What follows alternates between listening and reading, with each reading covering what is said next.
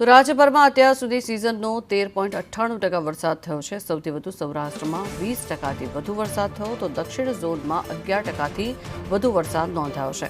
ઉત્તર ગુજરાતમાં સૌથી ઓછો 8% વરસાદ થયો ત્યારે મધ્ય ગુજરાતમાં 13%થી વધુ વરસાદ વરસ્યો છે। રાજ્યના તમામ તાલુકાઓમાં વરસાદ નોંધાયો છે ત્યારે ગત 3 દિવસથી પડેલો વરસાદ સાર્વત્રિક તમામ તાલુકાઓમાં નોંધાયો છે। 251 જેટલા તાલુકાઓમાં વરસાદ વરસ્યો, 49 તાલુકામાં 2 ઇંચ સુધીનો વરસાદ વરસ્યો છે ત્યારે 114 જેટલા તાલુકામાં 2 ઇંચથી 5 ઇંચ સુધી વરસાદ ખાબક્યો છે। 59 તાલુકામાં 5 ઇંચથી 10 ઇંચ જેટલો વરસાદ થયો છે ત્યારે 29 તાલુકામાં 10 ઇંચ કરતાં પણ વધુ વરસાદ વરસ્યો છે।